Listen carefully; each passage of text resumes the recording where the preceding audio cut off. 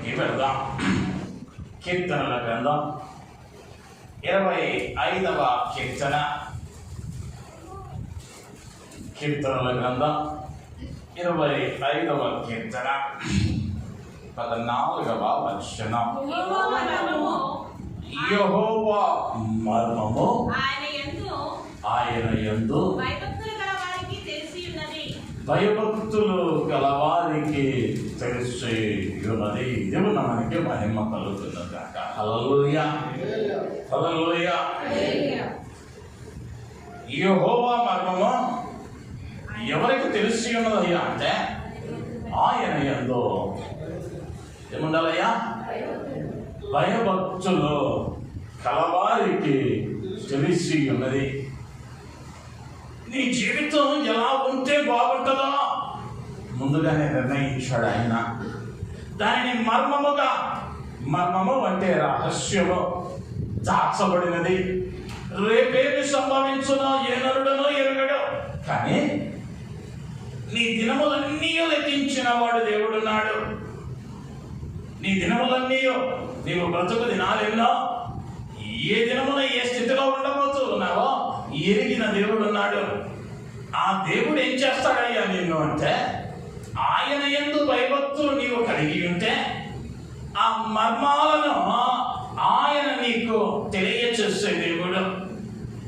మర్మము తెలియచేయబడితే, ఇప్పుడు ఒక వ్యక్తి ఉన్నాడు అనుకుందా, ఏ విధంగా ఆశీర్వదింపబడతాడో తెలిస్తే ఆ ఆశీర్వాదాన్ని పొందుకోవడానికి ప్రయాసపడతాడు. అది తెలియని దినాన ఆ మార్గాన్ని అన్వేషించుకుంటూ సమయాన్ని, ధనాన్ని పాడు చూసుకుంటాడు. అదేవిధంగా ఉదాహరణకు మనం చెప్పుకుంటే, ఇక్కడ నుంచి వేరొక ప్రాంతానికి వెళ్ళాలనుకుందాం. ఆ ప్రాంతానికి వెళ్ళాలి అంటే ఏది సరైన మార్గమో, ఏది సులువైన మార్గమో ముందే ఎరిగి ఉండాలి. లేదనుకో ఒక గూగుల్ మ్యాప్ పెట్టుకున్నావనుకో, అది ఎటు తీసుకెళ్ళిద్దో తెలీదు. నీవు గనక ముందుగానే ఎరిగి ఉంటే ఆ మార్గాన్ని ఏ సహాయమో లేకుండా సజావుగా వెళ్ళటానికి అవకాశం ఉంటుంది. లేదులేండి టెక్నాలజీ పెరిగింది, గూగుల్ మ్యాప్ మీద పడతాను అన్నావా, నా మార్గం ఏంటో దాన్ని అడిగి తెలుసుకుంటాను అన్నావంటే ఏడకో తీసుకెళ్ళి ఆగిద్ది. పోయిన సంవత్సరం నవంబర్ చివరి వారంలో వరదలు వచ్చాయి. నేను బయలుదేరే తెల్లారుగా మా ఇంటికి రోడ్డు మీదకి వచ్చా. వాహనం వేసుకొని వెళుతూ ఉన్నా, నాకు తెలిసిన దారులే అది. కొంత దూరం వచ్చేసరికి చెట్టు పడిపోయింది, అటు రోడ్డు లేదు, వేరే రోడ్లోకి రావాల్సి వచ్చింది. నాకు తెలిసిన మార్గాలన్నీ నీళ్లతో నింపబడ్డాయి. సరే, ఏదైనా కొత్త మార్గం ఉందేమో, గూగుల్ చూపించిద్దేమో, వాహనాలు వెళ్ళే మార్గం అని ఆ గూగుల్ని పెట్టుకొని తోతా ఉన్నా. వెళ్ళాను. ఒక చోటకి వెళ్తే ముందుకు వెళ్ళమంటుంది. ఎక్కడికి వెళ్ళాలయ్యా అంటే ఒక కొండ ఎక్కాలి. కొండ మీదకి ఏమన్నా ఉందా అంటే ఏమీ లేదాడా, చెట్లు తప్ప ఏం కనిపించట్లా. నాకు మ్యాప్ మాత్రం చూపిస్తుంది పైకి వెళ్ళమని. పైకి వెళ్ళి అక్కడ దిగితే పక్కనే ఉంది మీరు వెళ్ళాల్సిన స్థలం అంటుంది. నాకేమో అప్పటికే భయంతో ఉన్నా, ఎటు చూసినా నీళ్ళు, దారేమో కనిపించటంలా. కొన్ని పర్యాయాల్లో ఈ లోకంలో వాటిని నమ్ముకుంటే ఏం చేస్తాయ్యా అంటే, తీసుకున్న కూడా స్థలంలోనికి తీసుకుని వెళ్ళి నిన్ను ఇబ్బందుల పాలు చేసేటువంటి ప్రమాదం ఉన్నది. అయితే ఈ సమస్య ఏది లేకుండా ప్రభు అన్నాడు, నా ఏదో భక్తులు కలిగి ఉంటే నీకు మర్మాన్ని తెలియచేస్తానన్నాడు. ఏ వ్యక్తి అయినా సంతోషంగా ఉండాలని కోరుకుంటాం. ఎవరో కూడా పొద్దున్న లేవగానే మా ఆయన ఏం తిడతాడా ఎదురు చూడం, మా ఆవిడ ఏ మాట ఎత్తు పొడిచిద్దా అనే ఎదురు చూడం. ఈరోజు సంతోషంగా ఉండాలనుకుంటా. ఎందుకయ్యా అంటే ప్రతి వాడు ప్రయాసపడేది కుటుంబంలో నెమ్మది కావాలని. అయితే ఆ మర్మాలన్నీ బయలుపరుస్తానన్నాడు దేవుడు, దానిలో ఎటువంటి సందేహం లేదు. అయితే దానికి ఒక నిబంధన పెట్టాడు, భయభక్తులు కలిగి ఉండాలి. ఈ భయము భక్తిని మనం ఏం చేస్తా ఉన్నామయ్యా అనేక పర్యాయాలు అంటే, అవి రెండు ఒక పదం అయితే వాటిని వేరువేరుగా చూస్తూ ఉన్నాం. కొన్నిసార్లు భక్తి చేస్తాం, కొన్నిసార్లు భయపడతాం. భయపడిన చోట భక్తి ఉండటం లేదు, భక్తి ఉన్న చోట భయం ఉండటం లేదు. దానివల్ల ఏమవుతూ ఉన్నదయ్యా అంటే ఆయన మర్మాలను తెలుసుకోలేక నీ జ్ఞానం మీద ఆధారపడి నువ్వు సమస్యల పాలవుతూ ఉన్నా. ఈ భయభక్తులు అనేవి ఎట్లా ఉంటాయో మనం అందరికీ తెలుసు. 1000 రూపాయలు పెట్టి 7 నుండి హైదరాబాద్కి ఒక టికెట్ కొనుక్కున్నాం అనుకుందాం. ఒక తాడేసీలో 4:45 చెన్నై సెంట్రల్ నుంచి ట్రైన్ అంటే ఇంటి దగ్గర 1 గంటకే బయలుదేరుతాం. ఇంటి దగ్గర 1 గంటకే 4:15 ట్రైన్. ఎందుకయ్యా అంత తొందరగా బయలుదేరావంటే స్టేషన్కి ఏం చేస్తామయ్యా అంటే అరగంట ముందే చేస్తాం. స్టేషన్కి అరగంట ముందే. ఇప్పుడు భయమంతా ఏదయ్యా అంటే ఎందుకంత వేగంగా వెళ్ళావు, ఎందుకంత త్వరగా సిద్ధపడ్డావయ్యా అంటే పెట్టిన 1000 రూపాయలు పోతాయేమోననే. అవునంటారా కాదంటారా? ఇది పోతే ఇంకో దానికి వెళ్తామంటారా? అనంగా ఎందుకయ్యా అంటే నీవు సంపాదించిన సంపాదన వ్యర్థమైపోయిందన్న భయం. అంతేకాదు ఆత్మీయ జీవితాలలో ఏమైపోయిందయ్యా భయం లేకపోవడానికి కారణం అంటే పాపం చేసిన, అబద్ధం ఆడినా వెంటనే ప్రభువు శిక్షించేటువంటి దినాలలో లేమో. మొదలుపెడుతూ ఉన్న కృపాకాలంలో ఉన్నా క్షమించబడతాం, దేవుని అడిగితే క్షమించేస్తాడని దానిని ఒక ఆమోదముగా తీసుకుని భయము లేనటువంటి భక్తిలోనికి మనం వెళుతూ ఉన్నా. ఇప్పుడు ఈ రెండిటిలో ఏది లోపించినా ఏమైందయ్యా అంటే రెక్క విరిగిన పక్షి అవుతావు. నువ్వు వెళుతూ ఉన్న మార్గము నీకు సరి అయినదేమో, ఎవరి మార్గము వానికి చక్కనిదిగా కనబడునంట. వాడు చూస్తూ ఉన్నది వానికి సరి అయినదిగా అనిపిస్తూ ఉందని లేఖనమే చెప్పింది. ఇప్పుడు నీకు సరి అయినది అనిపిస్తూ ఉంది, కానీ ఆత్మ పరిశీలన చేసుకోవాలి. ఆయన మందిరంలో నీ ప్రవర్తన ఎలా ఉన్నదో సరి చూసుకోమన్నాడు. ఇప్పుడు నీ భక్తి రెక్క విరిగిన పక్షిలా ఉందా, 2 రెక్కలు కలిగి ఆకాశం వైపు ఎగరగలిగిన పక్షి వలె ఉన్నావా తెలుసుకోవలసిన వారమై ఉంటూ ఉన్నా. భయము భక్తి అనేవి 2 రెక్కల లాంటివి. ఈ 2 రెక్కలలో ఏ రెక్క విరిగినా అది పైకి ఎగరలేదు, పైకి వెళ్ళటానికి అవకాశమా లేదు. ఆత్మీయ జీవితాలలో మనం ఎలా ఉన్నామో ప్రశ్నించుకొనవలసిన వారమై ఉంటూ ఉన్నా. ఆయనకు భయపడగలుగుతూ ఉన్నామా? ఆ భయం అనేది మన జీవితాలలో ఉన్నదా? భక్తి ఉన్నదా? ప్రశ్నించుకోవాలి. ఆ భయభక్తులు ఉంటే ఆయన తన మర్మాలను తెలియచేస్తాడు. అంత మాత్రమే కాదు, ఈ ఉదయకాలంలో ఆయన యందు భయభక్తులు కలిగి ఉంటే ఆయన ఏం చేస్తాడో కొన్ని కార్యాలను మీ ముందుకు తీసుకుని రావాలని నేను ఆశపడుతూ ఉన్నాను. మొదటిగా కీర్తనల గ్రంథం 111వ కీర్తనలో 111 5వ వచనం. తన యందు భయభక్తులు గల వారికి ఆయన ఆహారము ఇచ్చి ఉన్నాడు. ఆయన నిత్యము తన నిబంధన జ్ఞాపకము చేసుకును. దేవుని నామానికి మహిమ కలుగును గాక. హల్లెలూయా. ఆయన తన నిబంధన జ్ఞాపకం చేసుకుని ఏం చేస్తూ ఉన్నాడు అంటే తన యందు భయభక్తులు కలిగిన వారికి ఆహారమును ఇచ్చుతున్నాడు. ఒక సామెత ఉంది, తినే ప్రతి గింజ మీద తినేవాడి పేరు ఉంటుందంట పెద్దలు అంటారు. అంటే నీకు ఎప్పుడు ఏది అవసరమో ఆయన ముందుగానే సిద్ధపరిచిన వాడు. మనం అనుకోవచ్చు, అయ్యా మేము విశ్వాసులమైన వారు మాత్రమే కాదు కదా, అన్యులైన వారు కూడా ఆహారాన్ని తింటూ ఉన్నారు కదా, వారికి ఎక్కడ నుంచి వచ్చింది అన్న ప్రశ్న కలగవచ్చు. అయితే దేవుడిచ్చినటువంటి ఆశీర్వాదంలో సమృద్ధి ఉంది, దేవుడిచ్చినటువంటి దీవెనలో సంతోషం ఉంది. కానీ లోకంలో అది తాత్కాలికమైనటువంటిది. ప్రభు అయిన యేసు వారు అన్నాడు, ఒకడు రొట్టె వలన మాత్రము కాదు కానీ ఆయన నోట నుండి వచ్చు ప్రతి మాట వలన వాడు బ్రతుకును. వాడు బ్రతుకును. అంటే అది ఆత్మీయమైన ఆహారము కావచ్చు, లేదా శరీరానికి అవసరమైన ఆహారం అవ్వచ్చు.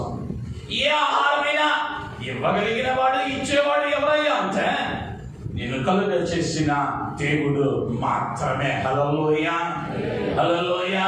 నాకు జీతం వచ్చిందండి, ఈ నెలలో దిగులు లేదండి అని గర్వించావా? ధనవంతుని వలె ఓరి వెర్రివాడా, ఈ రాత్రే నీ ప్రాణం అడిగితే నీవు సంపాదించినది ఎవరిది అగును అన్నాడు. కొత్త గోడములు కట్టించాడు, విస్తారమైన పంట. అయితే ప్రభువు ఖచ్చితంగా చెప్పాడు, ఓరి వెర్రివాడా, ఈ రాత్రి నీ ప్రాణం అడిగితే నువ్వు సంపాదించినది ఎవరిదగును అంటే మత్తయి సువార్తలో యేసుక్రీస్తు వారు ఒక చక్కని మాట చెబుతాడు. 6వ అధ్యాయంలో 31 నుండి 33 వచనాలు. కాబట్టి ఏమి తిందుమో ఏమి త్రాగుదుమో ఏమి ధరించుకుందుమో అని చింతింపకుడి. అన్యజనులు వీటన్నిటి విషయమై విచారింతురు. ఇవన్నీ మీకు కావాలని మీ పరలోకపు తండ్రికి తెలియను. చాలండి, దేవుడు మనకి మహిమ కలుగును గాక. హల్లెలూయా. ఏమి తిందుమో ఏమి త్రాగుదమో ఏమి కట్టుకుందామో ఏమి ధరించుకుందామో అని దేనిని గుర్చియో చింతపడకుడే. చింతపడేది బాధపడేది ఎవడయ్యా అంటే అన్యులు. ఇప్పుడు నువ్వే గుంపులో ఉన్నావు? రేపే చీర కట్టుకోవాలి, రేపే చొక్కా వేసుకోవాలి, రేపే వండుకోవాలి, ఇంట్లో బియ్యం లేదే, డబ్బులు ఎట్టు వస్తాయి, లేకపోతే ఆ కార్యం ఎట్టయింది ఈ కార్యం ఎట్టయిందని రేపటిని గురించి చింతపడుతూ ఆయన మీద ఉంచవలసిన విశ్వాసాన్ని ప్రక్కన పెట్టి ఈ లోకపు కార్యాలను చూసి భయపడిపోతూ రేపటిని గురించి చింతపడుతూ ఉన్నావేమో. చింతపడ్డావా? నిన్న మాట బైబిల్ అన్యజనుల్లో అంటే నీలో భయము భక్తి లేవు, ఏదో పేరుకు మాత్రం హల్లెలూయా స్తుతి మహిమ పాట వస్తుందా కానీ హృదయంలో ఆ స్తుతులను అందుకొనదగిన దేవుడు హృదయంలో లేడు. ఈనాడు భక్తి ఆచారంగా మారిపోయింది, అలవాటుగా మారిపోయింది. ఆదివారం వచ్చిందా మందిరానికి వెళ్ళాలి అన్నదే తప్ప ఆ మందిరానికి వెళ్లే ముందు నీ ప్రవర్తనను సరిచేసుకుని సిద్ధపడి వెళతా ఉన్నామా ప్రశ్నించుకొనవలసిన వారం. ఇదేదో టూరిస్ట్ స్పాట్ కాదు. ఆదివారం కలుసుకొని కాసేపు కాలం గడిపి వెళ్ళటానికి, ఈడకి రావటానికి ఒక అర్హత కావాలి, ఈడ గడపటానికి ఒక అర్హత కావాలి, ఈ స్థలంలో నిలవబడటానికి అర్హత కావాలి. హల్లెలూయా. మరి సిద్ధపడగలుగుతూ ఉన్నామా? అన్యజనుల వలె లోక కార్యాల మీద ఆధారపడి ఆయన ఇచ్చేటువంటి ఆహారాన్ని కోల్పోతూ ఉన్నామా ప్రశ్నించుకోవలసిన వారమై ఉంటున్నా. ఆహారం ఇవ్వడం మాత్రమే కాదు, కీర్తనాకారుడు అంటాడు 104వ కీర్తన 14-15 వచనాలలో పశువులకు గడ్డిని నరుల ఉపయోగమునకు కూర మొక్కలను ఆయన మొలపించుతున్నాడు. ఎవరైతే నీకు ఆహారం ఇస్తానన్నాడో ఆయన భూమికి పునాది వేసినప్పుడే ఏం చేశాడయ్యా అంటే నరుల ఉపయోగార్థము కావలసిన మొక్కలను ఒక పక్కన, పశువులకు గడ్డిని ఒక పక్కన, లేదా మానవునికి గాలి కొరకు ఒక ప్రక్కన కావలసిన ప్రతి దానిని ఆయన సిద్ధపరిచాడు. అయితే ఆయన ఉంచాడు ఆశీర్వాదం, ఆయన సిద్ధపరిచాడు ఆహారం. కానీ ఆ ఆహారాన్ని పొందుకొనటానికి నువ్వేం చేయాలయ్యా అంటే ఆయన ఎంతో భయభక్తులు కలిగి ఉండాలి. పెళ్లి వేడుక జరుగుతూ ఉంది, పెళ్లికి ఆహ్వానించబడ్డారు. పెళ్లి కుమారుడిని ఆహ్వానించడానికి కన్యకలు నియమింపబడ్డారు. 5 బుద్ధి కలిగిన వారు, 5 బుద్ధి లేని వారు. బుద్ధి కలిగిన వారు ముందుగానే సిద్ధపడ్డారు, విడియల్లో కట్టుకున్నారు, నూనె తెచ్చుకున్నారు. పెళ్లి కుమారుడు వచ్చాడు, పెళ్లి కుమారునితో పాటు విందులోనికి వెళ్ళారు. శ్రేష్టమైన ఆహారం సిద్ధం చేయబడింది.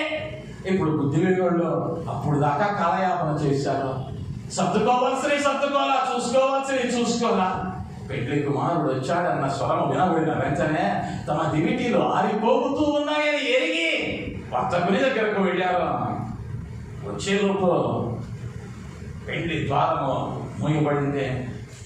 అయ్యా అయ్యా అని తలుపు పడుతూ ఉన్నారు. మీరెవరో నాక తెలియదా? మీరెవరో నాక తెలియదా? వీళ్ళెవరయ్యా అంటే నియమింపబడిన వారే, పెళ్లికి పిలువబడిన వారే. కానీ ఏమయ్యారయ్యా అంటే తిరస్కరణకు గురి అయ్యారు. ఆయన ప్రతి వానికి ఆహారం ఇచ్చేవాడు. ఆయన ఆహారం ఇవ్వక భుజించగలిగిన వాడు భూలోకమున ఎవడునో లేడు అన్న సత్యాన్ని తెలియచేస్తూ ఉన్నాను. మొదటిగా ఆయన ఏం చేస్తాడయ్యా అంటే నీకు ఆహారం ఇచ్చే దేవుడు. అంతేకాదు నిర్గమకాండములో 16వ అధ్యాయం నిర్గమకాండము 13 నుంచి చదవగలిగినట్లయితే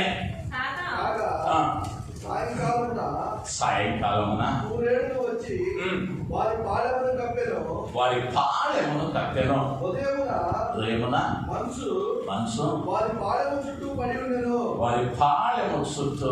పడి ఉండెను. దేవుని నామానికి మహిమ కలుగును గాక. హల్లెలూయా హల్లెలూయా. సాయంకాలమున పూరేళ్ళు పడుతూ ఉన్నాయి.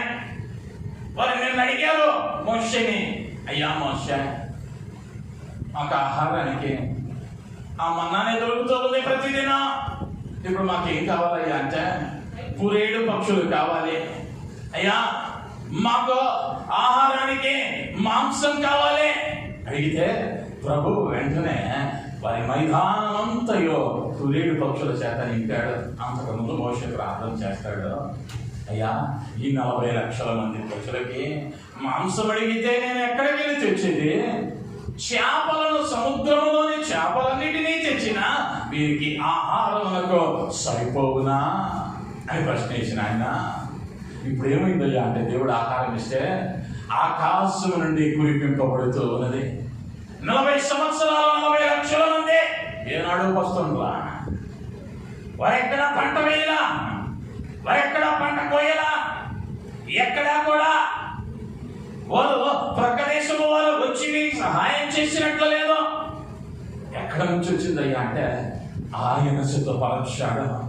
ఆయన ఏం చేశాడయ్యా అంటే వారిని సమృద్ధిగా పోషించాడు. వారిని సమృద్ధిగా పోషించాడు. నీవు కనుక ఆయన యందు భయము భక్తి అన్నది కలిగి ఉంటే ఆయన ఏం చేస్తాడయ్యా అంటే నీకు కావలసిన అనుదిన ఆహారము ఆయన దయచేస్తాడు. ఆయన నిన్ను పోషించేటువంటి దేవుడు అని అనటంలో ఎటువంటి సందేహం లేదు, ఎటువంటి సందేహం లేదు. హల్లెలూయా హల్లెలూయా. రెండవదిగా ఆయన యందు భయభక్తులు కలిగి ఉంటే కీర్తనల గ్రంథం 115వ కీర్తన 13వ వచనం, పిల్లలేమి పెద్దలనేమి యెహోవా ఆశీర్వదించును. దేవుని నామానికి మహిమ కలుగును గాక. హల్లెలూయా హల్లెలూయా. పిన్నలనేమి పెద్దలనేమి ఆయన ఎవరిని ఆశీర్వదిస్తూ ఉన్నాడయ్యా అంటే యెహోవా యందు భయభక్తులు గలవారిని. నీవు ఆయన యందు భయభక్తులు కలిగి ఉంటే మాత్రమే ఆయన ఆశీర్వాదాన్ని అందుకోగలవు. కొన్ని పర్యాయాల్లో ఆశీర్వాదం అనగానే 5 అంకెల జీతం, 4 చక్రాల వాహనం, 4 బెడ్రూములు ఇల్లుంటే వీడు ఆశీర్వదింపబడిన వాడు అని అనుకుంటాం. కానీ మనకు తెలియని సత్యం ఏంటయ్యా అంటే అనేక మందికి ఆస్తిపాస్తులు ఉన్నాయి కానీ ఆ ఆశీర్వాదంలో నెమ్మది లేదు. ఆ ఆశీర్వాదం ఉన్నది కానీ ఎందుకురా ఈ ఆస్తి ఉన్నదని వేదన పడతా ఉన్నారు. ఉన్నవాడు దాని కొరకు కొట్టుకుంటూ ఉన్నారు. రక్త సంబంధికుల మధ్య విభేదాలు ఏర్పడుతూ ఉన్నాయి. ఉన్నవాడిది ఒక తిప్పలైతే లేనివాడేమో ఉంటే బాగుంటుంది, ఉంటే తిప్పలు ఉండవు అని అనుకుంటూ ఉంటాం. కానీ ప్రభువు ఇచ్చేటువంటి ఆశీర్వాదం ఎలా ఉంటుందో అంటే అది సమృద్ధి కలిగిన ఆశీర్వాదం. ఆయన ఎంతో భయభక్తులు కలిగి ఉంటే ఆ ఆశీర్వాదాన్ని ఎవడనో అపహరించలేడు, ఎవడనో దొంగిలించలేడు. అందుకని లేఖనం చెప్పబడింది, ఆయన తెరచిన ద్వారము మూయగలిగిన వాడు ఎవడు అన్నాడంటే బైబిల్ గ్రంథంలో ఇంకెవడో లేడని అర్థం. ఆయన ఆశీర్వదించాడా? ఇక నీ ఆశీర్వాదాన్ని పాడు చేయడానికి దేశమే నీకు వ్యతిరేకంగా నిలవబడిన ఏదియో ఈ మాత్రము నీకు హాని తలపెట్టదు. దేవునికి మహిమ కలుగును గాక. హల్లెలూయా. ఆయన ఆశీర్వదిస్తానని మాట ఇచ్చాడు. ఎవరైతే ఆయన యందు భయభక్తులు కలిగి ఉంటారో వారిని ఆయన ఆశీర్వదిస్తాడు. ఇంకనూ ఆశీర్వాదాన్ని చూడలేకపోతూ ఉన్నామంటే, ఆశీర్వాదాన్ని అనుభవించలేకపోతూ ఉన్నామంటే, ఆశీర్వాదం పొందుకోవడానికి ఆటంకాలు కలుగుతూ ఉన్నాయంటే నీ భక్తిలోనో నీ భయములోనో ఎక్కడ లోపం ఉన్నదని సరిచూసుకోవాల్సిన అవసరం ఉన్నది అన్న విషయాన్ని జ్ఞాపకం చేస్తూ ఉన్నాను. ఎందుకయ్యా అంటే నువ్వు భయభక్తులతో ఉంటే ఆయన ఆశీర్వదించక మానడు. ఎందుకయ్యా అంటే నేను ప్రకటిస్తూ ఉన్న దేవుడు యథార్థవంతుడు. ఆయనలో అబద్ధం లేదు. ఆయన సత్యవంతుడు. ఆయన మాట అవునంటే అవును, కాదంటే కాదు. ఆశీర్వదిస్తానన్నాడా? ఆశీర్వదించేస్తాడైతే దానిలో ఎటువంటి మార్పు లేదు. ద్వితీయోపదేశ ఖండంలో మోషేతో దేవుడు అన్నాడు, 15వ అధ్యాయం 14వ వచనానికి వస్తే, 15వ అధ్యాయం 4వ వచనం, నీవు స్వాధీనపరచుకున్నట్లు నీ దేవుడైన యెహోవా నీకు స్వాస్థ్యముగా ఇచ్చుచున్న దేశంలో యెహోవా నిశ్చయముగా నిన్ను ఆశీర్వదించును. నీకు వాగ్దానం చేశాడు, ఇస్తానన్నాడు. ఇస్తానన్న దేవుడు ఏం చేస్తా ఉన్నాడు అంటే నిశ్చయముగా, ఖచ్చితంగా. ఇక దానికి మార్పు లేదా. ఇస్తానన్న దేవుడు మాట తప్పడు. వస్తానన్న ప్రభువు రాక మానడు. భక్తుడు పాడుతూ ఉన్నాడు. అనేక పర్యాయాలు మనం మన జ్ఞానం మీద ఆధారపడి, మన ఆలోచనల మీద ఆధారపడి, మనకున్నది కదా దీని చేత ఎలాగైనా చేయొచ్చు అని అనుకుంటూ ఆయన ఇచ్చేటువంటి నెమ్మది కలిగిన ఆశీర్వాదాన్ని కావాలనుకుంటూ ఉన్నా. ఆయన ఎలా ఆశీర్వదిస్తాడో అనేక పర్యాయాలు నేను సాక్ష్యంలో చెప్పా. సంఘబిడ్డలైన మీకు ఇంకెక్కడో మాదిరి చూపించక్కర్లా. నేనే 2006వ సంవత్సరం 3 జతల బట్టలు ఒక సంచి సముద్రం 6 మాసాలు గడిపిన వాడిని. ఆ రోజు నన్ను చూసి ప్రతి వాడు దాక్కున్నారు. ఫోన్ ఎత్తేవారు కాదు. కాలికి చెప్పులు లేవా, బికారి వలె సంచరిస్తూ ఉన్నా. కానీ నా ఆశ ఏంటయ్యా అంటే నా ప్రభువు నన్ను వాడుకోవాలి పట్టణంలో. అయ్యా ఈ పట్టణం విడిచి నేను వెళ్ళను, నన్ను ఇక్కడ వాడుకోవాలని ప్రార్థిస్తా ఉండేవాడిని. ఎందుకయ్యా అంటే నాకు స్వతహాగా ఒక ఆశ. నేను ఆకర్షింపబడది. లేకపోతే నేను నన్నే మాట ఏందయ్యా అంటే అబ్రహాము గారు చెప్పిన మాట నాకు ఎప్పుడూ జ్ఞాపకం వస్తుంది. సిరియా రాజు వచ్చాడు, నీ సైన్యాన్ని నాకు ఇస్తే వెండి బంగారాలను ఇస్తానయ్యా, నీ సైన్యం మాత్రం నాకు అన్నాడు. అంటే అబ్రహాం గారు ఒక చక్కని మాట అన్నాడు, నీ వలన నేను ఆశీర్వదింపబడ్డానని నీ మనకుండునట్లు చెప్పుల వారైనా నాకు వద్దయ్యపోవయ్యా అన్నాడు. అంటే నేను ఆశీర్వదింపబడడానికి మరి ఒక కారణం కాకూడదు, నా ప్రభువే దానికి కారకుడుగా ఉండాలన్న ఉద్దేశంతో నేను ఇంటికి వెళ్తే చక్కని వాతావరణం. అప్పటికే హైదరాబాద్ విప్లవ కంపెనీలో చక్కని ఉద్యోగం ఇచ్చారు. ఒక్కరోజు వెళ్ళి మళ్ళీ వెనక్కి వచ్చా. ఈ పట్టణంలోనే పని చేయాలి, ఆయన కొరకే నిలవబడాలన్న ఆశ వైరాగ్యం. అయితే నా మరణ ఆలకించిన దేవుడు నన్ను ఎలా ఆశీర్వదించాడయ్యా అంటే 3 మందిరాలకు కాపరిగా నిలవపెట్టాడు. హల్లెలూయా, హల్లెలూయా. నేనే కలగలలా ఏనాడు, నేనే కలగలలా, నేనే ఎదురు చూడాలా ఇంత గొప్పగా నన్ను ఆశీర్వదిస్తాడని. నా తొలి దినాన మందిరమును ప్రారంభించిన దినాన నేను అనుకోవాలా ఆయన ఎలా ఆశీర్వదిస్తాడయ్యా అంటే నీ ఊహలకు అందని రీతిలో. ఆ ఆశీర్వాదం కూడా ఖచ్చితం. ఇక నువ్వు నమ్మాలంటే ఖచ్చితం, నువ్వు నమ్మాలి. నువ్వు చేయాల్సిందల్లా ఏంటయ్యా అంటే ఆయన యందు భయభక్తులు కలిగి ఉండాలి. ఆ భయమో ఒక భయం ఉందంటే ఆ మాటకు లోపడతాం. ఒక కంపెనీ ఉంది, ఉద్యోగానికి వెళ్తా ఉన్నాం. 10 గంటల నుంచి 6 గంటలకు పని వెళ్ళాలన్నారు కంపెనీలో. మొదటి రోజు వెళ్ళావు, 10 గంటల 20 నిమిషాలకు వెళ్ళావు. ఎవరో ఏమనలా పట్టించుకోవాలా. రెండో రోజు ఏం చేస్తావయ్యా అంటే రెండో రోజు 10:40కి వెళ్తాం. ఎందుకయ్యా అంటే నిన్న విసులుబాటు దొరికింది, ఈరోజు కూడా ఎవరు పట్టించుకోవాలే. 3వ రోజు వెళ్తాం, 4వ రోజు వెళ్తాం, 5వ రోజు ఉన్న ఉద్యోగం పోయింది. అదే మొదటి రోజు 10 గంటల 10 నిమిషాలకు వెళ్ళిన వెంటనే నీ పై యజమానుడు పిలిచి, నాయన ఈ దినము నీకు ఆబ్సెంట్ వేయబడింది, జీతం ఇవ్వబడదు, కానీ పని చేయాలి అని అన్నాడు అనుకో. తర్వాత రోజు ఇంటికి వెళ్తామయ్యా అంటే 9:50 యజమానుడు రాకముందే, గేటు తెరవకముందే గేటు దగ్గర కాసుకోమంటాం. ఎందుకయ్యా ఇప్పుడు ఏమైందయ్యా అంటే ఇప్పుడు భయం వచ్చింది. నేను అనేక పర్యాయాలు ఆశపడతాను, అయ్యా నువ్వు ప్రేమ కలిగిన దేవునిగా ఆ న్యాయ తీర్పుకు ఒక దినాన్ని పెట్టావు కాబట్టి మా వాళ్ళు కొద్దిగా మార్గంలో నడవకుండా పోతా ఉన్నారు. ఆ అననయ్య సొప్పేరాల వలే ఆ దినాల వంటి దినాలు ఈ దినాల్లో ఉన్నట్లయితే భయంతోనన్నా భక్తి చేసేవాళ్ళు. మందిరంలోకి వెళ్ళి దైవజనుడైన పేతురు అడుగుతూ ఉన్నాడు, ఇంతకే అమ్మితివా అంటే, అవును ఇంతకే అమ్మితిని. వెంటనే వాడు అక్కడనే పడి చచ్చిన వార్త అక్కడ చక్కగా రాస్తాడు. ఆమె ఎరుగకనే ఏమబడి చెబుతా ఉన్నాయి. వాళ్ళ పాటు నేను అనుకుంటాను, ఎరిగి ఉంటే కనుక చెప్పారమ్మా, కాదయ్య దాచిపెట్టావు లోపల అది లేదే. ఎందుకయ్యా అంటే భయం. ఇప్పుడేం లేదయ్యా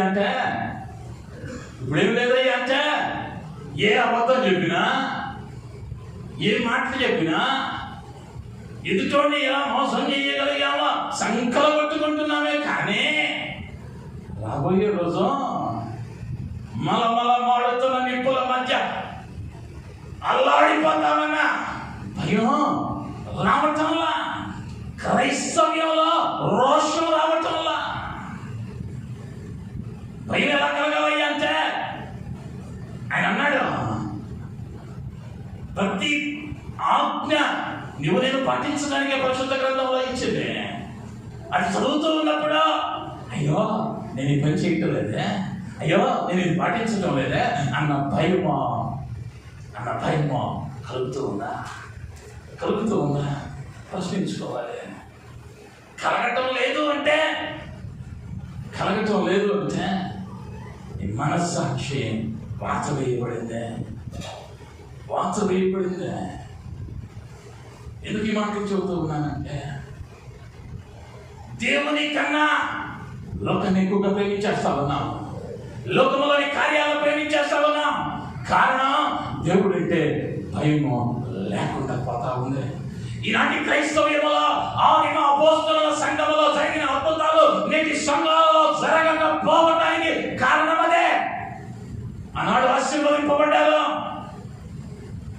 కరువు కాలంలో ఇస్సాకు విత్తనము విత్తగా నూరంతల పంట ఫలించిందే. మరేమైంది? అదే నేలగా, అదే వర్షంగా, అదే మంచుగా. మరెందుకు? వర్షాలు సకాలంలో పడ్డా పంట నూరంతలుగా పండటంలా ఆ భక్తి లేదు, ఆ భయం లేదు. ఎందుకు ఆశీర్వదింపబడటం లేదు అంటే 5 రొట్టెలను 2 చేపలను 5,000 మందికి ఆశీర్వదించి ఇచ్చాడే. నీకు వచ్చే 100 రూపాయల జీతాన్ని ఆయన ఆశీర్వదించలేడా? కొంచెము పిండి కొంచెము నూనెను 3.5 సంవత్సరాలు పోషించాడే. నీ కొద్దిగా జీతంలో సంతోషముతో నీ కుటుంబాన్ని నడిపించడం ఆయనకు చేత కాదా? సమస్య ఎక్కడయ్యా అంటే నీకు భయం లేదు ముందు.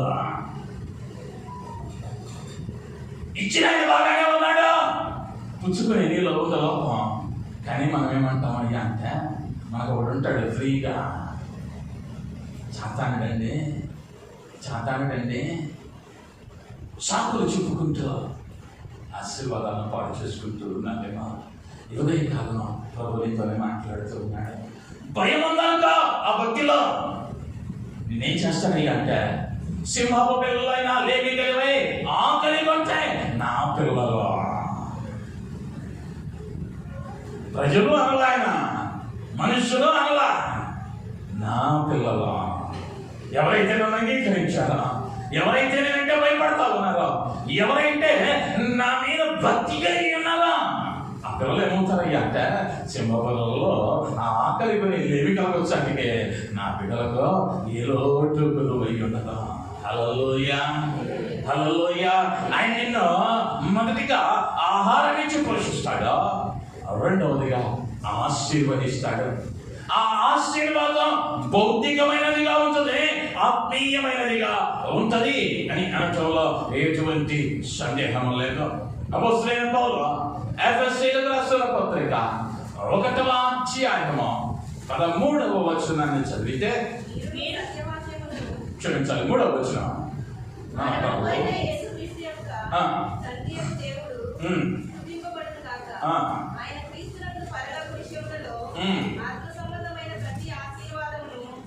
ఆత్మ సంబంధమైన ప్రతి ఆశీర్వాదమును మనకు అనుగ్రహించెను. ఆత్మ సంబంధమైన ప్రతి ఆశీర్వాదమును మనకు అనుగ్రహించెను. అది జరిగిపోయిందా, జరగాల్సిందా? జరిగిందా, జరిగిపోయిందా? జరిగిపోయింది. మరి నువ్వు పొందుకున్నావా? జరిగిపోయింది. మరి నువ్వు పొందుకున్నావా? ఆ ఆత్మ సంబంధమైన ఆశీర్వాదం నీలో ఉందా? ఆయన ఇచ్చాడే, ఇచ్చానని రాశాడే, మరి ఇస్తే నువ్వు పొందావా? ఒకవేళ పొందకపోతే పొందగలిగిన స్థితిలోనికి రావటానికి ప్రయత్నం చేస్తున్నావా? పొందావా? పొందకపోతే పొందటానికి ప్రయత్నం చేస్తున్నావా? ప్రశ్నించుకోవలసిన అవసరం ఉంటూ ఉన్నది. భక్తుడు అన్నాడు, బైబిల్ గ్రంథం అంట చక్కని అర్థం వంటిది, చక్కని అర్థం. దానిలో చూసినప్పుడే ముఖం మీద ఎక్కడ మచ్చ వచ్చిందో, ఏది తీసేయాలో, ఎక్కడ సరి చేయాలో కనిపిస్తుంది. వాక్యము ఎదుర్కో నీవు నేను రాగలిగితేనే ఆయన ఇచ్చేసాడు ఆత్మీయ ఆశీర్వాదం. ఆత్మీయ ఫలాలు ఫలించమన్నాడు. ఆత్మీయమైన దీవెనలు ఉన్నాయి. మరి ఆ ఆశీర్వాదాలు ఎంతవరకు నీవు నేను పొందుకొని ఉన్నా ప్రశ్నించుకోవాల్సిన వారు. అనేక పర్యాయాలు వ్యర్థమైన వాటి కొరకు గడపలాడుతూ ఉన్నామే తప్ప నిన్ను నిత్య జీవనంలోనికి నడిపించేది, నిత్య ఆశీర్వాదములో, నిత్య సంతోషములోనికి నడిపించేదానికి సమయాన్ని ఇవ్వలేకపోతూ ఉన్నా. సాకులు చెప్పేస్తూ ఉన్నా, సాకులు చెప్పేస్తా ఉన్నా. నువ్వు చెప్పే సాకులకి నీ భార్య నమ్మొచ్చు, నీ భర్త నమ్మొచ్చు, నీ కాపరి నమ్మొచ్చు, నీ తోటి విశ్వాసి నమ్మొచ్చు. కానీ ఒక దినం ఉన్నదన్న విషయాన్ని మర్చిపోవద్దు. ఒక దినం ఉన్నదన్న విషయాన్ని మర్చిపోవద్దు. ఆ రోజున లోకమంతా చూసే రీతిగా ఆయన బహిరంగంగా అడిగితే సిగ్గుతో తలదించుకునేటువంటి దుస్థితిలోనికి రాకముందే ఆ ఆశీర్వాదాన్ని స్వతంత్రించుకోవడానికి నువ్వు ఆశీర్వదింపబడిన వాడవో, నీవు వెలివేయబడిన వాడవో కాదు. మీరు అతిచ్చుదానిగా ఉంటారు, కానీ నీ చెయ్యి ఎలా ఉండదో, కింద ఉండదో, నువ్వు పైవానిగా ఉంటావు. నిన్ను రోజులతో కూర్చోబెడతాను. అది ఆశీర్వాదాలన్నీ ఏదో సాధారణమైనవి కాదు, సాధారణమైనవి కాదు. ఇలా ఏం కావాలి అంటే వైరాగ్యం రావాలి. అమెరికా ప్రెసిడెంట్గా చేసిన అబ్రహాం లింకన్ చరిత్ర మీ అందరికీ తెలుసా? చెప్పులు కుట్టుకునేవాడు, వీధి దీపం కింద చదువుకున్నాడు. కానీ ప్రెసిడెంట్ అయినా ఆదివారం ఆయన సన్నిధిలో గడపడం ఆయన అలవాటు. దేవునికి తప్ప మరి దేనికి ప్రాధాన్యత ఇవ్వాల. ఎందుకయ్యా భక్తులు ఆశీర్వదింపబడ్డారు అంటే వైరాగ్యం. మనకేం కావాలయ్యా అంటే వీలున్నప్పుడు వస్తాం, వచ్చినప్పుడల్లా ఆయన ఆశీర్వదించాలి. ఇప్పుడు భక్తి ఎలా అయిందయ్యా అంటే మాకు కుదిరినప్పుడు వస్తాం, కుదిరిన సమయానికి వస్తాం, కుదిరిన రోజు వస్తాం. కానీ మేము వచ్చిన వెంటనే మాకు ఒక బ్లాంక్ చెక్ ఇవ్వాలి దేవుడు. చెక్ కాదు నీకు ఇచ్చేది, అడుక్కోవడానికి చెక్ ఇవ్వకముందే బాధతో చెబుతున్నా, చేతిలో అడుక్కోవడానికి చెప్ప రాకముందే. అందుకని భక్తుడు అన్నాడు, దుర్దినములో రాకముందే. ఉద్యోగం పోయినాక, రోగం వచ్చినాక, అప్పుడు కాదు నువ్వు నా దగ్గరికి రావాల్సిందే దేవుడు అనే మాట. ఇంటికి ఒకడు వచ్చాడు, భోజనానికి పిలిచా, మంచి బగ్గిరిపల్లిని లోపలన గుజ్జంతా తీసేసి గాలుని పెట్టి తినరా బాబు అన్నామనుకో, ఇచ్చిన కాగితమే మొహం మీద కొట్టి వెళ్ళిపోతాడు. ఎందుకయ్యా అంటే ఇక తినటానికి ఏమీ లేదు దానిలో, లేదు. ఓపిక ఉన్నప్పుడేమో ఆడికెళ్దాం వీడికెళ్దాం అని తిరిగి ఓపిక అంతా అయిపోయినాక చప్పట్లు కొట్టి చేతి నొప్పులో అల్లులు అంటే ఆయాసం, మోకరిస్తే లెగవలేని స్థితిలో నువ్వు ప్రభు దగ్గర వచ్చి ఏంటి ఉపయోగం? అక్కర్లా. ఈ ఆశీర్వాదం కాదా? అప్పుడు వచ్చి నేను బాగుండాలి, నా పిల్లలు బాగుండాలి, నా మనవరాలు బాగుండాలి. ఒక ఆమె మాస్టర్ గారు అడిగాడు, అప్పుడే వివాహం అయింది. అమ్మా ప్రతి వారం వస్తావున్నా? ప్రార్థిస్తానమ్మా అని ప్రార్థిస్తే ఆశీర్వాదాల కొరకు అడిగింది, ప్రార్థించాడు. దైవజనుడు అడిగాడు, అమ్మ బాప్తీసం తీసుకున్నావా? అమ్మ పేరు మరియమ్మ. ఎవరు ఉన్నారా? లేదుగా, మంచిది. మరియమ్మ బాప్తీసం తీసుకున్నావా? లేదయ్యా అంది. తీసుకోవచ్చుగా మరియమ్మ, దేవుడు ఆశీర్వదిస్తాడు. మరియమ్మ, అయ్యా పిల్ల పుట్టిందే, పిల్ల బారసాల అయినాక తీసుకుంటానయ్యా అందే. సరేలే, బారసాల ఎంతసేపు? 6 నెలల కళ్ళు మూసుకుంటే అయిపోయింది అనుకున్నాడు. 6 నెలల తర్వాత బారసాలకు పాస్టర్ గారు వెళ్ళాడు, ప్రసంగం చేశాడు, అన్నం తిన్నాడు, అయిపోయినాక అడిగాడు, మరియమ్మ ఇప్పుడైనా తీసుకుంటావా? అయ్యా ఇప్పుడేగా బారసాల అయింది, పిల్ల కొంచెం పెరగని, పిల్ల పెద్దదైనాక తీసుకుంటానులే అన్నాడు. పిల్ల పెద్ద మనిషి అయింది. ఆ ఫంక్షన్కి పాస్టర్ గారు వెళ్ళాడు, అక్కడ వాక్యం చెప్పాడు, భోజనం చేశాడు. మళ్ళా అడిగాడు, మరియమ్మ పిల్ల పెద్ద మనిషి అయిందిగా, బాప్తీసం తీసుకుంటావా? అయ్యా పిల్ల పెద్ద మనిషి అయిందిగా, మంచి చెట్లు చూడాలిగా, పెళ్లి చేసేస్తే పని అయిపోయింది అయ్యా, అది అవ్వంగానే తీసుకుంటానయ్యా. సరే మరియమ్మ. భారంగా దైవజనుడు ప్రార్థిస్తా ఉన్నాడు. పిల్ల పెద్దదైంది, పెళ్లి చేసేది. అయ్యా పెళ్ళి అయితే అయింది, మనవాడిని మనవాళ్ళన్నా చూస్తే నాకు తృప్తి ఉంటుందయ్యా, అప్పుడు తీసుకుంటానయ్యా. ఈ రోజు 4 రోజులు గడిచి ఏదో రోగం వచ్చింది, ఇప్పుడు ఎక్కువ పోయింది మరియమ్మ. ఇప్పుడు పాస్టర్ గారు వచ్చాడు, వచ్చి చూసేసరికి పాస్టర్ గారికి భయం వేసింది. ఎందుకంటే ఎవరు చల్లారో తెలియదు, ఆ కలరావుల్లో నలగొట్టి మొహం మీద వేశారు. అవి ఆడాడ చుక్కలు కనిపిస్తున్నాయి. ఆయనకి చూడంగానే ముక్కుల్లో దూది పెట్టి, తల నిండా పూలు పెట్టి, తెల్ల మీద తెల్ల గుడ్డ ఒకటి తీసుకొని ఒళ్ళంతా కప్పి, ఇప్పుడు ఎట్టుందంటే ఆయనకి చిన్న సైజు దయ్యం ఉన్నట్టు ఉంది. ఆయనకి భయపడ్డాడు, దూరంకి వెళ్ళి కూర్చున్నాడు పాస్టర్ గారు. ఇప్పుడు మరియమ్మ గారి ఆత్మ ఎక్కడికి వెళ్ళిందయ్యా అంటే, ప్రతి వారం మందిరానికి వెళ్తాను కానీ పరలోక గేటు దగ్గరికి వెళ్ళి తలుపు కొడుతుందంట. పరలోక గేటు దగ్గరికి వెళ్ళి తలుపు కొడుతుంది. ఎస్ఐయా నేను వచ్చేసానయ్యా, తలుపు తీయ్యా అంటే ఎస్ఐ బయటకు వచ్చి, మరియమ్మ వచ్చావు బాగానే ఉంది, బాప్తీసం తీసుకున్నావా మరియమ్మ అన్నాడు. లేదయ్యా. లేకపోతే ఇక్కడికి రావడానికి లేదు కదా మరియమ్మ అన్నాడు. అయ్యా నాకు ఒక 2 గంటలకు సమయం ఇయ్యయ్యా, వెళ్ళి బాప్తీసం తీసుకొని మా పాస్టర్ గారి దగ్గర వచ్చేస్తానయ్యా అన్నాడు. మా పాస్టర్ గారి దగ్గరికి వెళ్ళి బాప్తీసం తీసుకొని వచ్చేస్తానయ్యా అందే.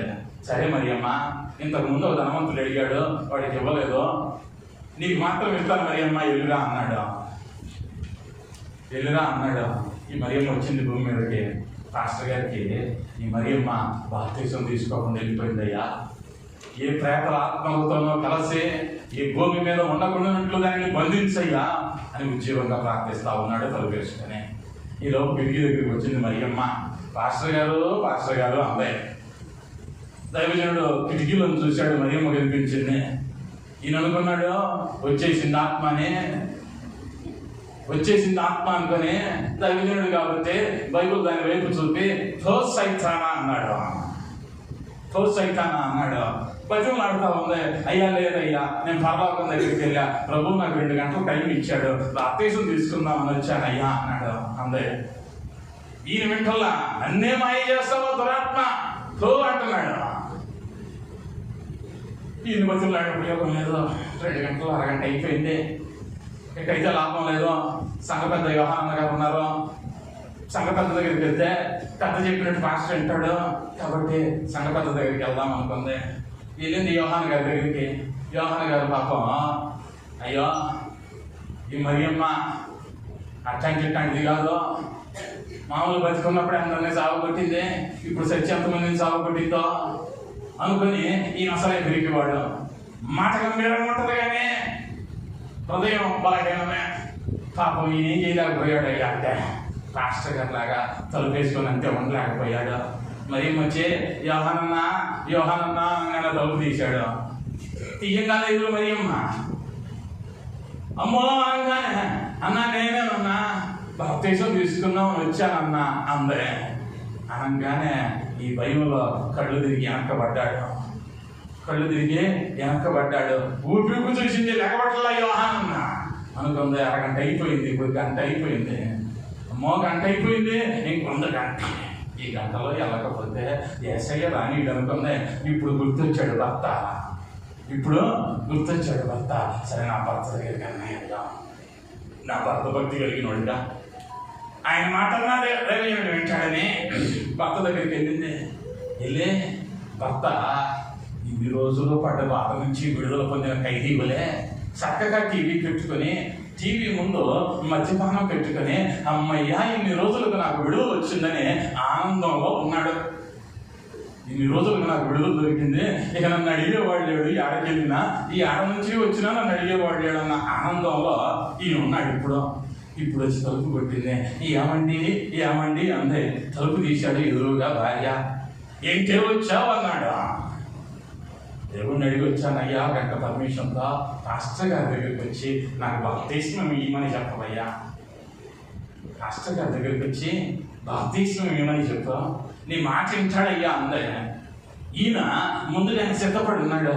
ఇది తప్పకుండా చచ్చినా నన్ను వేధించింది, వస్తే దీని పని చెబుదాం అనుకుని ఒక కర్ర పెట్టుకొని అన్నాడు. ఇప్పుడు ఆ కర్ర తీశాడు. చచ్చినా నమ్మవా, ఏమో బతికి వచ్చిందన్న సంగతి తెలియట్లా. చచ్చిపోయినామే వచ్చింది ఆత్మకొని కొట్టుడు కొట్టాడు గంట సేపు. ఇన్ని సంవత్సరాల మనసులో ఉన్నదంతా కక్కి కొట్టుడు మీద కొట్టుడు. ఇక తట్టుకోలేక ఇంక ఎటున్నా నా బాధ ఇంతే అని ఏసీ దగ్గరికి వెళ్ళింది. ఏమైందమ్మా మరి 2 గంటలు ఇచ్చాక 2 గంటలు ఇచ్చాక ఏమైంది అయ్యా? పని కాలేదయ్యా. ఎంతానికి నవ్వుగానే ఉండొచ్చు. దేవుడు ఇప్పుడు సమయం ఇస్తా ఉన్నాడు. దేవుడు ఇప్పుడు అవకాశం ఇస్తా ఉన్నాడు. ఇచ్చిన అవకాశాన్ని వాడుకుంటూ ఉన్నావా, వదులుకుంటూ ఉన్నావా? రేపు ఒకవేళ ఇచ్చిన ఉపయోగం ఉండదమ్మా, ఉపయోగం ఉండదు. ఆనాడు నీ పెడబొబ్బలో నీ ఏడుపును పట్టించుకుని నాదుడు ఉండడు. ఈరోజు ఆశీర్వదిస్తానన్నాడు, ఖచ్చితంగా ఆశీర్వదిస్తాడు. అయితే నువ్వు భయభక్తులు కలిగి ఉండాలి. వాయిదాలు తీసుకుంటున్నావేమా? ఇప్పుడు కాదు రేపటి, ఇప్పుడు 5 నిమిషాల ప్రార్థన, క్యాలెండర్ ముందుకెళ్ళి అయ్యా వెళ్తున్నాను హల్లెలూయా స్తోత్రం అనుకొని వెళ్తే సరిపోయింది. నా ప్రయాణము నా రాకపోకలైంది, యెహోవా నాకు కావలిగా ఉండును. అయిపోయింది ప్రార్థన. ఇదా భక్తి? ఈ భక్తి చేస్తా నన్ను ఆశీర్వదించలేదని ఆ నిందను ఎక్కడ వేస్తా ఉన్నారయ్యా అంటే ప్రభువు మీద వేస్తా ఉన్నారు.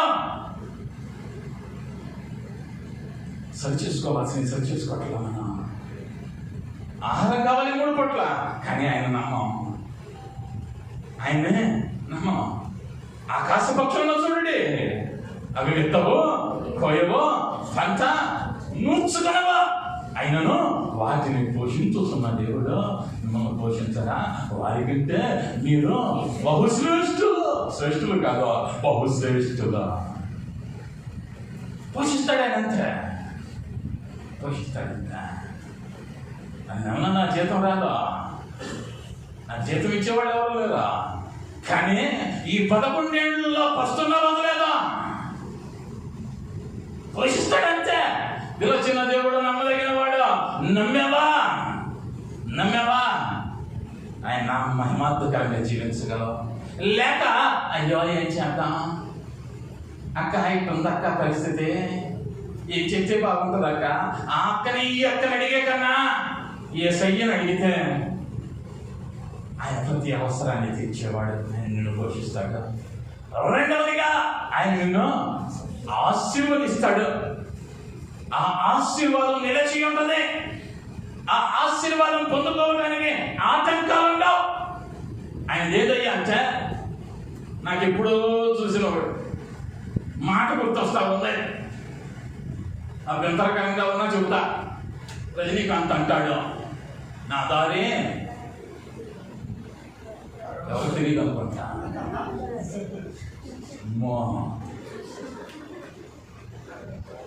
నా దారి తెలియదు చాలా మంది.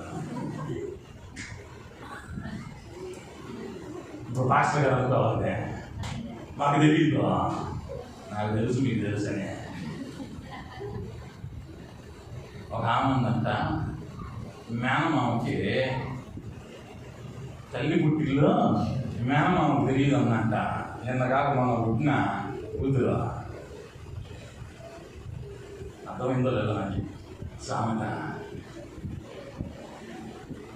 అన్న చెల్లెలు ఉన్నారు, ఆ చెల్లికి ఒక కొడుకు పుట్టాడు. వాడు అన్నాడంట మేనమామతో, మా అమ్మ వాళ్ళు ఇల్లు తెలుసా నీకు అన్నాడంట. ఈ భూమి మీదకి రాకముందే ఒక ఇంట్లో పెరిగినాడు వీళ్ళు. ఆయన తెలియకపోతే నీకు తెలిసిద్దా? చాలా మంది అనుకుంటా ఉంటారు, మాస్టర్ గారికి ఏం తెలియదులే, మాస్టర్ గారు ఏం చేస్తా ఉన్నాడయ్యా అంటే, తెలిసినా తెలియనట్లు ఉంటున్నాడు. అడిగితే ఎక్కడ ఏం చేస్తారో మీరని సిగ్గుతో. అంతే తప్ప మరి ఒకటి కాదు. ప్రభువు 3వ విషయాన్ని చూస్తూ ఉన్నా, 33వ అధ్యాయము 19వ వచనం.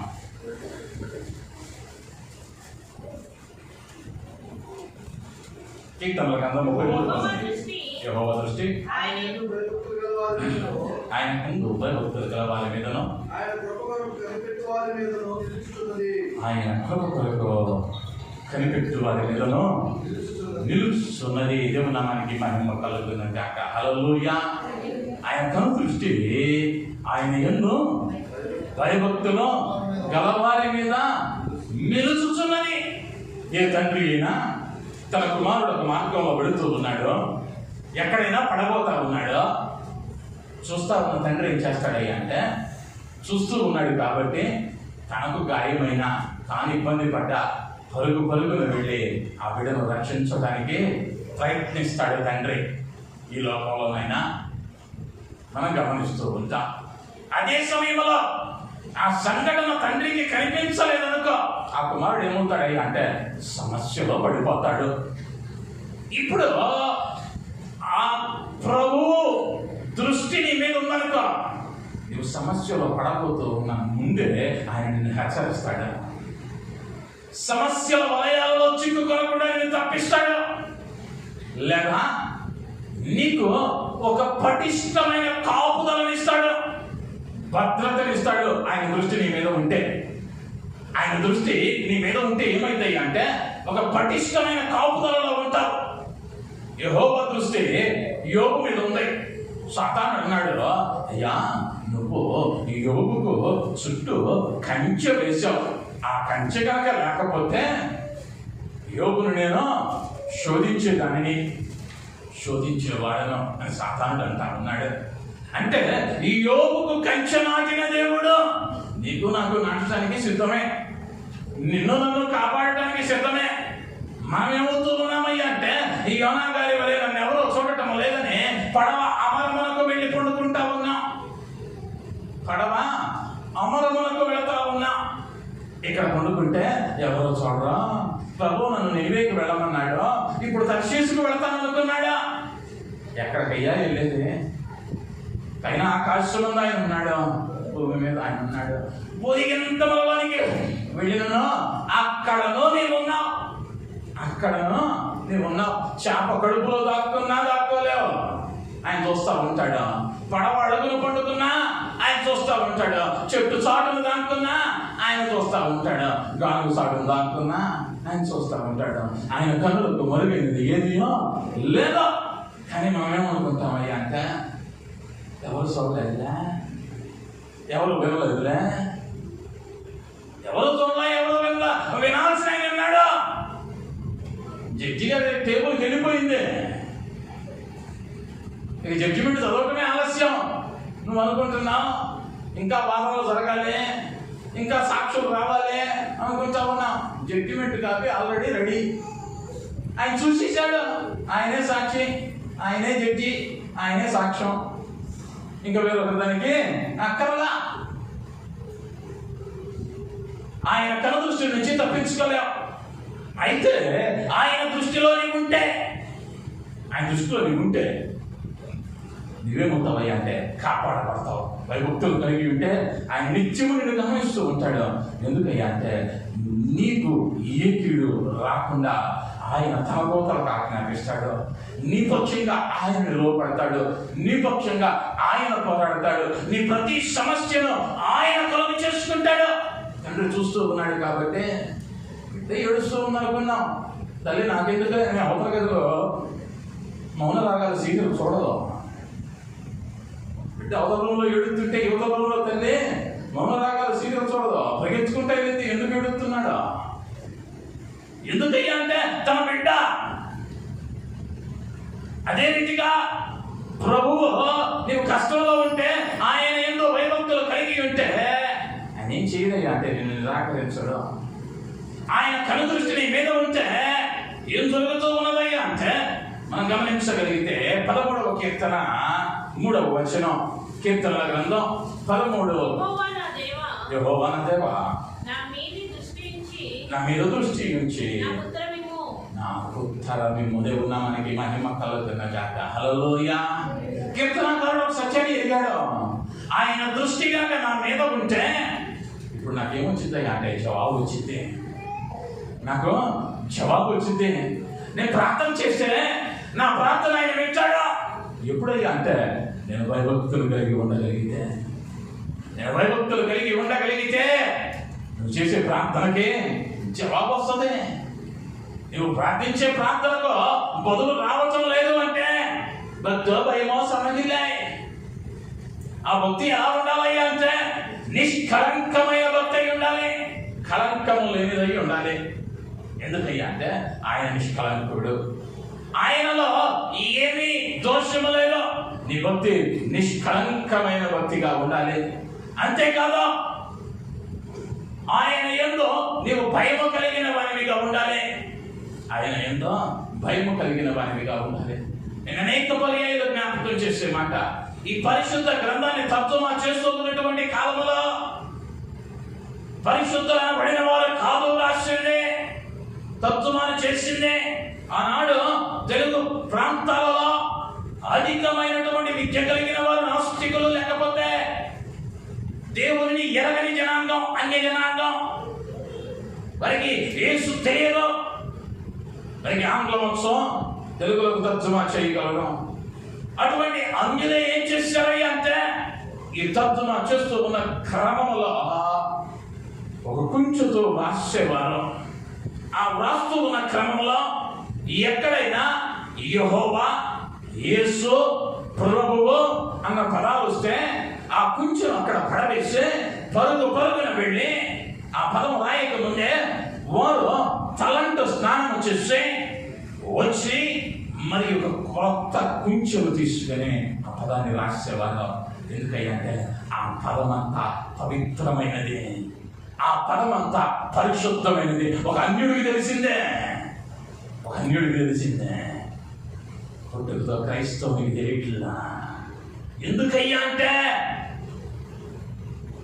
ఆ పరలోకం కొరకు ఈడు పాటుపడింది లేదో, ఎంత శ్రమ పడితే, ఆయన శిలువలో ఎంత వేదన పడితే ఆ భాగ్యం నీకు వచ్చిందో విలువ తెలియటల్లా. విలువ తెలియక విడిగా పాపం చేసేస్తా మన ప్రభు ఆశీర్వదించలేదా. ఆదివారం మందిరానికి వెళ్తున్నాం, దశమ భాగం ఇస్తున్నాం, మనకు ఉపవాసం ఉంటా ఉన్నా, పరిచయం ప్రార్థన చేస్తూ ప్రభువును తప్పు పెట్టేస్తున్నాం. లేకపోతే పాస్టర్ గారికి 6 నెలల నుంచి చెబుతున్నా, పాస్టర్ చేస్తున్నాడు అంటున్నాడు కానీ ఏం చేయట్లా, ఈ పాస్టర్ బాగలేదు, ఇంకో పాస్టర్ను మారుద్దాం. పిల్లలు పెట్టినట్టు ఆడేడ తిరగటం తప్ప ఆశీర్వాదం చూసే మహమే కాదు. ఎందుకయ్యా అంటే భక్తి రావటంలా, భయం రావటంలా, ఆశీర్వాదం మాత్రం కావాలి. కుదరదమ్మా, కుదరదయ్యా. ఆయన ఒక మాట అన్నాడు అంటే దానికి మారుగా ఐక్యరాజ్య సమితి అధ్యక్షుడే నీకు సిఫార్సు ఉత్తరం ఇచ్చిన చెల్లుబడి కాదా, చెల్లుబడి కాదా. భూమి మీద ఉన్నటువంటి సర్వ ఆస్తిని ఆయన పాదాల దగ్గర పోసిన ఆయన రక్తం ద్వారా తప్ప నీకు రక్షణ రావడానికి అవకాశం లేదు, పాపక్షమాపణ పొందడానికి అవకాశం లేదు, నీవు ఆశీర్వదింపబడడానికి అవకాశం లేదా. జీవితంలో పోషించబడాలా, ఆయన ఎంతో భయభక్తులు కలిగి ఉండాలి. నువ్వు ఆశీర్వదింపబడాలా, ఆ ఆశీర్వాదంలో ఆనందించాలా, ఆయన ఎంతో భయభక్తులు కలిగి ఉండాలి. ఆయన దృష్టి నీ మీద ఉండాలా. నువ్వేం చేయాలి అంటే ఆయన ఎంతో భయభక్తులు కలిగి ఉండాలి. ఒక్క నిమిషం కళ్ళు మూసుకొని నాలో భయం ఉందా, భక్తుందా, లేదా రెండు కలిగి ఉన్నానా, రెక్కలు కలిగిన పక్షిన నమ్మకార్థంగా వస్తూ ఉన్నానా, అలవాటుగా వస్తూ ఉన్నానా. ఒక్కసారి ప్రశ్నించుకుందాం, ఒక్కసారి ఆలోచించుకుందాం. ఇంకా ఆలస్యం చేయొద్దు. బహుభయంకరమైన దినాలలో ఉన్నాం. ఇదిగో నేను త్వరగా వచ్చుతున్నానని చెప్పినదేమిటా, త్వరలో రాబోతున్నా. ఆయన వచ్చు దినమున విడువబడిన గుంపులోని ఉండకుండానట్ల ఆయన ఎందు భయభక్తులు కలిగి ఆ పరిశుద్ధ సమూహముల నువ్వు చేర్చబడలకు ఆయనకు అప్పగించుకుందా. కృప కలిగిన మా దయగలిగిన మా తల్లి మీకు ఉదయ కాలం అయ్యా నువ్వు నీ లేఖనముల ద్వారా నేను మాట్లాడిన మాటలపై వదనా. అయ్యా నీ ఎందు భయభక్తులు కలిగిన వారంతా అయ్యా దయ చూపించండి, కరుణించండి. అయ్యా నీ చేత పోషింపబడే వారంగా, నీ చేత ఆశీర్వదింపబడే వారంగా అయ్యా నీ దృష్టి మా మీద ఉండి మా ప్రాంతాలకు జవాబు వచ్చేలాగా నీవు కృప చూపించు, కనికరించు. నీ కృప కనికరమ కాపుదల ప్రతి ఒక్కరికి దయచేసి నీ ఆత్మీయ జ్ఞానములో నీ ఎంతో భయభక్తులు కలిగి ఉండి నీ చేత దీవింపబడిన జనాంగంగా మీరు అక్కడ ఎత్తబడేవారు మమ్మల్ని నిలువ పెట్టమని దీవించున్నాను. యేసు నామములో అడుగుతున్నాను తండ్రి. ఆమేన్, ఆమేన్.